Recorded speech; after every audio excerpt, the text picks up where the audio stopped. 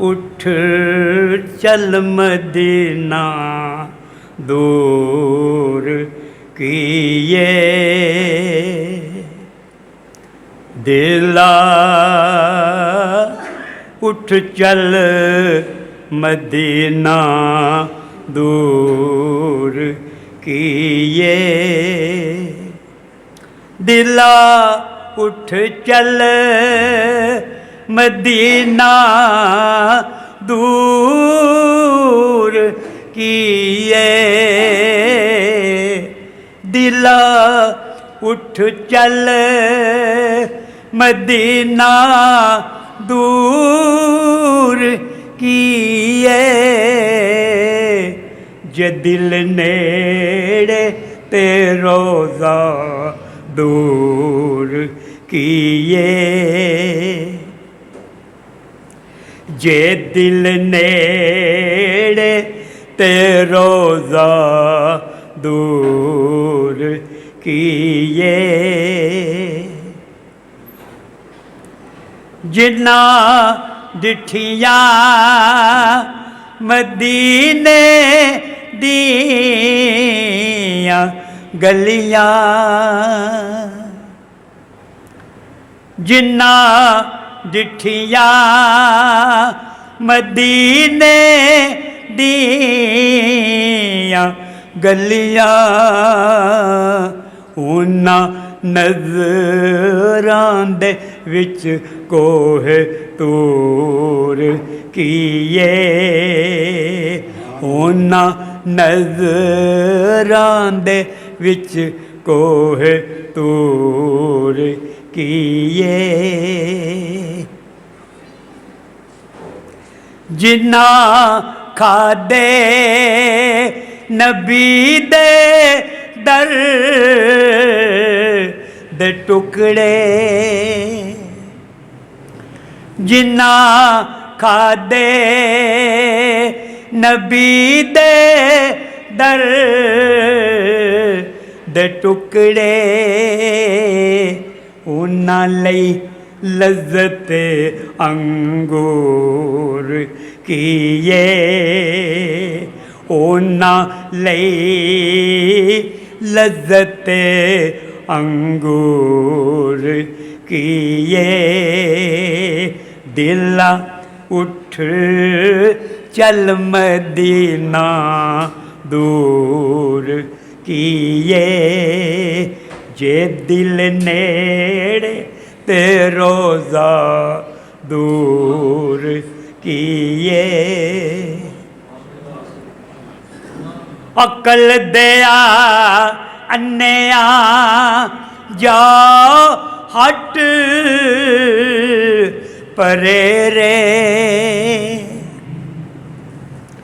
عقل دیا انیا جا ہٹ پرے رے تو کی جانے نبی دا نور کیے تو کی جانے نبی دا نور کیے اعوذ باللہ من الشیطان الرجیم بسم اللہ الرحمن الرحیم قد جاءکم من اللہ نورم قد جاءکم من اللہ نورم و کتاب مبین اور آقا نے ارشاد فرمایا اول ما خلق اللہ نوری عقل دیا انیا جا ہٹ پرے رے تو کی جانے نبی دا نور کیے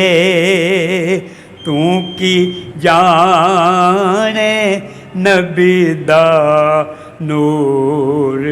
کیے دل اٹھ چل مدینہ دور کیے جے دل نیڑے تے روزہ دور کیے جے دل نیڑے تے روزہ دور کیے دل اٹھ چل مدینہ دور کیے۔ الحمدللہ رب العالمین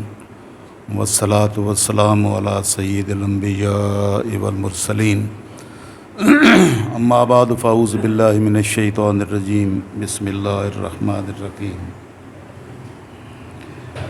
محمد الرسول اللہ والذین معہ اشداء علی الکفار رحماء بینہم تراہم رکعاً سجداً یبتغون فضلا من اللہ ورضوانا۔ صدق اللہ مولانا العظیم وصدق رسولہ النبی الامی الکریم ونحن علی ذلک من الشاہدین والشاکرین والحمد للہ رب العالمین۔ معزز حاضرین و ناظرین و سامعین، اللہ رب العزت کا بے حد و بے حساب لطف و کرم اور فضل و احسان ہے کہ اس نے ہمیں اپنے محبوب مکرم صلی اللہ تعالی وسلم کی امت سے پیدا فرمایا اور آپ کی ذات مبارکہ سے تعلق رکھنے والی ہر شے کے ساتھ اپنی نسبت محبت قائم کرنے کی بھی سعادت عطا فرمائی۔ آپ کے صحابہ کرام ہوں جنہوں نے ساری زندگی آپ کی صحبت اور آپ کی بارگاہ کے ساتھ تعلق جوڑتے ہوئے گزاری، ہم ان کے بھی غلام ہیں، اور جنہوں نے صحابہ کرام رضوان اللہ علیہم اجمعین سے اپنا تعلق جوڑا اور ان کی صحبت اختیار کی، ہم ان کے بھی غلام ہیں، اور جنہوں نے ان کے ساتھ نسبت اور تعلق قائم کیا اور ان کی صحبت اختیار کی، ہم ان کے بھی غلام ہیں۔ ہم آپ کی آل کے بھی غلام ہیں، ہم آپ کے صحابہ کرام کے بھی غلام ہیں، ہم ان تمام اولیاء، صالحین، متقین، شہداء سب کے غلام ہیں جن کا بھی تعلق بارگاہ مصطفیٰ صلی اللہ تعالی وسلم سے قائم ہوا۔ یہ اللہ رب العزت کی بہت بڑی نعمت ہے، اور ہمارے پاس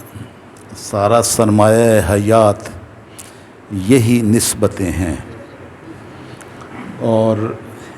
ان نسبتوں کا بہت بڑا حیا ہے اللہ رب العزت کی ذات مبارکہ کو، اور اسی وجہ سے وہ ان صالحین متقی لوگوں کا تذکرہ بڑی محبتوں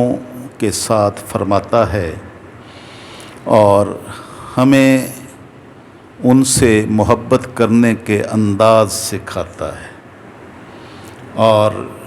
یہ آیہ مبارکہ جو میں نے ابھی تلاوت کی، اس میں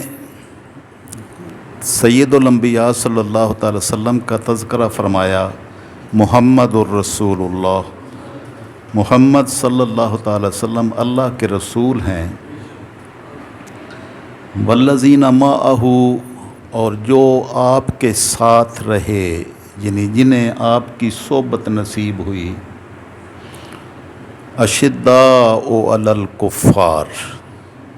وہ دین کے معاملے میں دنیا کفر کے ساتھ اگر مقابلہ ہو تو وہ بہت سخت ہیں۔ رحماء بینہم، اور آپس میں وہ اتنے رحیم ہیں کہ اپنے بھائیوں کی خاطر اپنی مال جان عزت آبرو سب کچھ نچھاور کرنے کے لیے تیار رہتے ہیں۔ تراہم رکعا سجدا یبتغون فضلا من اللہ ورضوانا، آپ ان کی عبادت گزاری کو دیکھیں گے کہ وہ کبھی حالت سجدہ میں ہیں تو کبھی حالت رکوع میں۔ حالت رکوع بھی ان کی کیفیات میں سے ایک ہے، اور حالت سجدہ میں اللہ کی بارگاہ میں اپنی پیشانی کو زمین پر رکھ کر سجدہ ریز ہونا بھی ان کی نشانی اور ان کی علامت ہے۔ اس آیہ مبارکہ میں اللہ رب العزت نے حضور صلی اللہ تعالی وسلم کے تمام صحابہ کرام کی سیرت اس طرح سے بیان فرما دی کہ اس کے بعد اور کوئی کیا سیرت بیان کرے گا۔ مالک نے جو سیرت بیان کی اس کے مقابلے میں کوئی کیا سیرت بیان کر سکتا ہے، اور اتنی عظمتیں اتنی رفتیں کہ مالک الملک نے ان کے من کی کیفیات بھی بیان کر دی۔ ان کا ظاہری عمل کیا ہے کہ اگر اپنوں کی محفل ہو تو رحم دل ہیں، اور دنیا کفر کے ساتھ مقابلہ ہو تو چٹان ہیں۔ یہ سیرت میرے مالک نے بیان فرمائی، اور عبادت گزاری کا یہ عالم ہے کہ ان کی عبادتوں اور ریاضتوں پر مالک کو ناز ہے کہ وہ کبھی حالت رکوع میں ہوتے ہیں کبھی حالت سجدہ میں، اور رکوع و سجود کرنا صرف ظاہر کے اعتبار سے مالک نے بیان نہیں کیا کہ وہ رکوع کرتے ہیں اور سجدے کرتے ہیں۔ رکوع و سجود تو بہت ساری دنیا کرتی ہے، لیکن دل رکوع و سجود میں مصروف ہو تو اصل عبادت اس کو کہتے ہیں۔ تو مالک نے فرمایا یبتغون فضلا من اللہ ورضوانا، ان کے یہ رکوع و سجود ریاکاری سے پاک ہیں، کیونکہ یہ باقی ہمارے سجدے اور رکوع ریاکاری کی وجہ سے بھی ہو سکتے ہیں،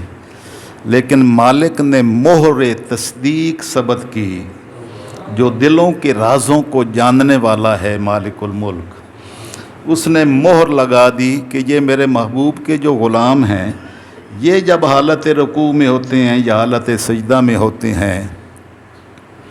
تو یہ اللہ کی رضا کی خاطر اور اس کی رضا کے طالب بن کر رکوع و سجود کرتے ہیں۔ اب اس مہر تصدیق کے بعد کسی اور کی کوئی تصدیق کی ضرورت باقی نہیں رہتی۔ یہ مجموعی طور پر حضور صلی اللہ تعالی وسلم کی صحبت کے اثرات مالک الملک نے بیان کیے۔ تو یقیناً صحبت اپنے اثرات ڈالتی ہے، اور بدقسمتی کی انتہا ہے کہ جنہوں نے سب کچھ اپنے نبی کے قدموں پر عزت آبرو مال جان قربان کر دیا، اس امت میں کچھ ایسے لوگ بھی پیدا ہوئے جنہوں نے انہی کو ہدف تنقید بنایا، اور اگر وہی ہدف ہیں تنقید کا تو پھر ایمانداری سے بتائیں کہ نبی کی صحبت میں رہ کر اگر ان کی سیرت و کردار تبدیل نہیں ہوئی اور اس کے اثرات نہیں ہوئے، تو پھر مجھے بتائیں کہ مومن کون ہے؟ پھر کہاں سے آئے گا ایمان، اور کس کا ایمان قبول کیا جائے گا؟ بارگاہ نبوت میں رہنے والے اگر ایمان کی دولت سمیٹنے میں کامیاب نہیں ہوئے تو کس کے پاس یہ دولت ایمان ہے؟ اور یہ ان کی تنقیص نہیں ہے، یہ براہ راست حملہ ہے سید الانبیاء صلی اللہ تعالی وسلم کی ذات مبارکہ کا، کہ اگر ایک عام آدمی جس کو اللہ نے ایمان کی دولت نصیب کی ہے اور اس کو پاکیزگی، تقوی، طہارت عطا کیا ہے، تو اس کی صحبت میں بیٹھنے والے اس کی صحبت سے محروم نہیں رہتے۔ عام لوگوں کی صحبت کے اثرات عام نہیں ہیں، وہ بھی خاص ہیں جن کو اللہ نے ایمان کی دولت میں تقوی، طہارت ساتھ عطا فرما دی، تو ان کی صحبت میں بیٹھنے والا کبھی کوئی محروم نہیں رہتا۔ تو نبی کی صحبت کا کیا عالم ہوگا؟ تو جس نے اس کا انکار کیا ہے تو اس نے صحبت رسول صلی اللہ تعالی وسلم کی عظمتوں کا انکار کیا ہے۔ تو یہ مفسرین نے آقا علیہ الصلوۃ والسلام کی سیرت و کردار اور آپ کی صحبت میں رہنے والے عمومی لوگوں کی سیرت جو اس میں بیان ہوئی، اس کے ساتھ ساتھ اس کا تذکرہ کیا کہ اللہ نے محمد صلی اللہ تعالی وسلم اللہ کے رسول ہونے کا اعلان کیا کہ یہ میرے محبوب ہیں جو میں نے جن کو منصب رسالت پر فائز فرمایا، اور والذین معہ جن کو ان کی معیت نصیب ہوئی، تو اس معیت اور اس صحبت کے یہ اثرات تھے کہ اشداء علی الکفار، تو معیت نصیب ہوئی۔ تو معیت تو سارے صحابہ کرام کو نصیب ہوئی، لیکن جو معیت صدیق اکبر کو نصیب ہوئی وہ کسی اور کو حصے میں نہیں آئی۔ اشداء علی الکفار بھی ساروں کی سیرت و کردار تھی صحابہ کرام کی، لیکن جو شدت دین کے معاملے میں اللہ نے فاروق اعظم کو عطا کی وہ بھی شاید ہی کسی اور کو اتنی شدت نصیب ہوئی ہو۔ اور رحماء بینہم آپس میں رحیم و کریم ہیں آپس میں، تو سارے صحابہ کرام آپس میں رحیم و کریم ہی تھے، لیکن جو رحمت اور کرامت آپس میں ایک دوسرے کے لیے جان نچھاور کرنے کی عثمان غنی امیر المومنین رضی اللہ تعالی عنہ کو عطا کی گئی، وہ بھی شاید ہی کسی اور کو اس سطح کی عطا کی گئی۔ اور تراہم رکان سجدین، آپ ان کو دیکھیں گے کبھی حالت رکوع میں ہیں تو کبھی حالت سجدہ میں ہیں۔ اب یہ سارے صحابہ کرام کی سیرت و کردار کی تعریف و توصیف ہے، لیکن جو عبادت و ریاضت اللہ رب العزت نے مولا علی المرتضیٰ رضی اللہ تعالی عنہ کی ذات کو عطا کی، اس سے مراد ان کی ذات ہے پہلے نمبر پر۔ تو یہ چاروں خلفائے راشدین کی سیرت کا بھی بیان ہے، اور عمومی طور پر سارے صحابہ کرام رضوان اللہ علیہم اجمعین کی سیرت و کردار کا بھی بیان ہے۔ تو 18 ذی الحج کو اس ہستی کا جو رحماء بینہم کی تصویر تھے ان کا یوم شہادت تھا۔ تو میں نے آپ کی خلیفہ ثالث امیر المومنین سیدنا عثمان ابن عفان رضی اللہ تعالی عنہ کی بارگاہ میں، تمام صحابہ کرام کی بارگاہ میں بھی میں نے اپنی نسبت غلامی کی کیفیات کا تذکرہ کیا، ان کی بارگاہ میں بھی حاضری لگوائی، اور بالخصوص خلیفہ ثالث امیر المومنین سیدنا عثمان بن عفان رضی اللہ تعالی عنہ کا یوم شہادت گزرا، تو ان کی بارگاہ میں ہدیہ عقیدت پیش کرنا تھا۔ اور رحمت کا عالم یہ، آپس میں رحیم و کریم ہونے کا یہ کہ آپ کو 40 دن تک گھیرے میں لیا گیا، آپ کے گھر کو پیاسا رکھا گیا، اور آپ کو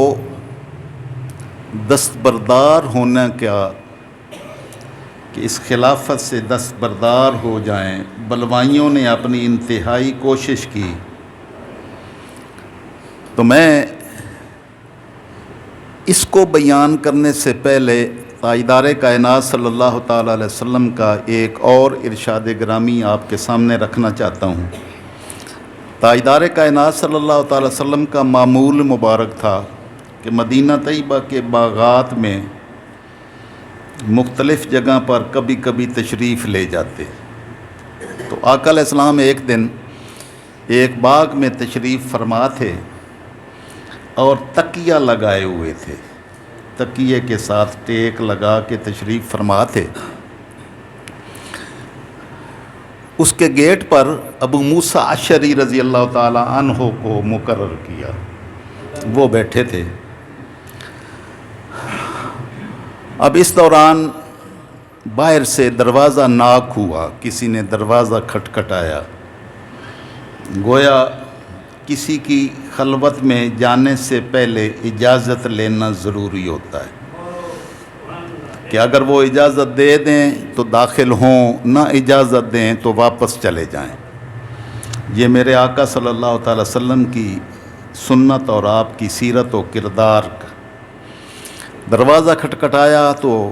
آقا علیہ السلام نے ابو موسیٰ اشعری رضی اللہ تعالیٰ عنہ کو فرمایا کہ جاؤ دروازہ کھول دو اور اندر آنے کی اجازت دو اور جنت کی بشارت دے دو کہ تمہیں اللہ نے جنتی بنایا ہے۔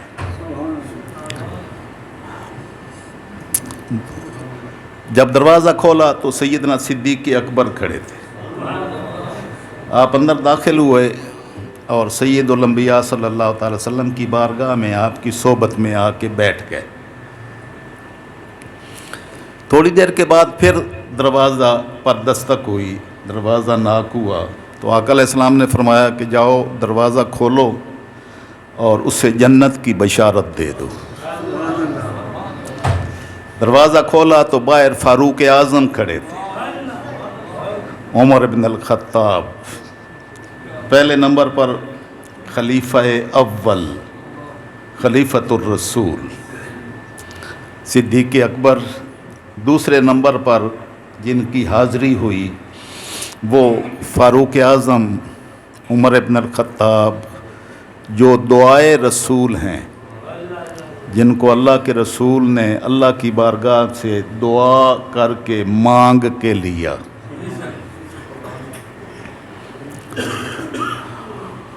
وہ بھائی اندر داخل ہوئے، ان کو جنت کی بشارت دی۔ تھوڑی دیر کے بعد پھر دروازے پر دستک ہوئی، آقا علیہ السلام نے فرمایا جاؤ دروازہ کھولو، اندر آنے کی اجازت دے دو اور ساتھ جنت کی بشارت دے دو۔ لیکن جنت کی بشارت کے ساتھ مصائب و آلام کی بھی خبر دے دو۔ مصائب و آلام آئیں گے، جنت بھی ملے گی، جنت تو ہو گئی، لیکن یہ جنت بڑی مشکلات کے ساتھ آئے گی، مع البلوہ۔ اور ایک اور جگہ ارشاد فرمایا تھا سیدنا عثمان غنی رضی اللہ تعالی عنہ کو کہ لعل اللہ یکمسک قمیصا فلا تخلا، اللہ تعالیٰ آپ کو ایک قمیص پہنائے گا، قمیص پہنائے گا اور لوگ اس قمیض کو اتارنے کی تمنا و آرزو کریں گے، لیکن تم نے وہ قمیض اتارنی نہیں ہے۔ تو یہی وہ بلوہ تھا جو قمیص اتارنے کا، لیکن میرے آقا نے جنت کی بشارت کے ساتھ ساتھ پہلے ہی عثمان غنی رضی اللہ تعالی عنہ کو اس قمیص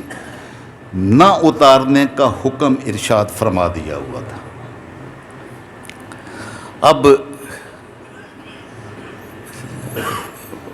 چوتھے نمبر پر پھر دروازہ کھٹکا تو آپ نے ارشاد فرمایا کہ دروازہ کھول دو اور جنت کی بشارت دے دو۔ تو یہ اسماء گرامی لکھے ہوئے ہیں، یہ وہ ہیں جن کو اللہ کے رسول صلی اللہ تعالی وسلم نے ایک ایک کا نام لے کر جنت کی بشارت دی۔ تو ان میں سیدنا عثمان غنی رضی اللہ تعالیٰ عنہ کی ذات گرامی بھی تھی، لیکن ان کو جنت کی بشارت کے ساتھ مصائب و آلام اور تکالیف کا بھی تذکرہ میرے نبی صلی اللہ علیہ وسلم نے پہلے ہی فرما دیا تھا، اور ابو موسیٰ اشعری رضی اللہ تعالیٰ عنہ اور دیگر کئی صحابہ کرام رضوان اللہ علیہم اجمعین کے ذریعے سے اس کی بشارت پہلے دی گئی تھی جنت کی، لیکن ساتھ بلوہ بھی ہوگا، تکالیف آئیں گی، اور ان تکالیف کو آپ نے برداشت کیا۔ آپ کی سیرت طیبہ کے بے شمار پہلو ہیں جن پر کئی گھنٹے گفتگو کریں تب بھی کم ہے، لیکن میں آج جس نقطے اور جس پوائنٹ کو واضح کرنا چاہتا ہوں وہ ذرا مختلف ہے۔ وہ یہ مال بلوہ ہے کہ آپ کو جنت کی بشارت دی گئی، لیکن مصائب و تکالیف آئیں گے۔ سیدنا صدیق اکبر رضی اللہ تعالیٰ عنہ کے دور خلافت میں بھی مصائب و آلام آئے، زکوٰۃ کے انکار کیے گئے، مرتد ہو گئے دنیا، ان کے ساتھ آپ نے مقابلہ کیا، بڑے مختلف قسم کے حالات آپ نے جھیلے، اور ان میں استقامت کے پہاڑ بن کر آپ نے دشمنان دین کا مقابلہ کیا، وہ بھی کم نہیں تھے۔ سیدنا صدیق اکبر کے بعد فاروق اعظم رضی اللہ تعالی عنہ کو بھی بڑی مشکلات کا سامنا کرنا پڑا، لیکن آپ نے اشداء علی الکفار کی کامل تصویر بن کر جس طرح دین کے دشمنوں کا مقابلہ کیا، وہ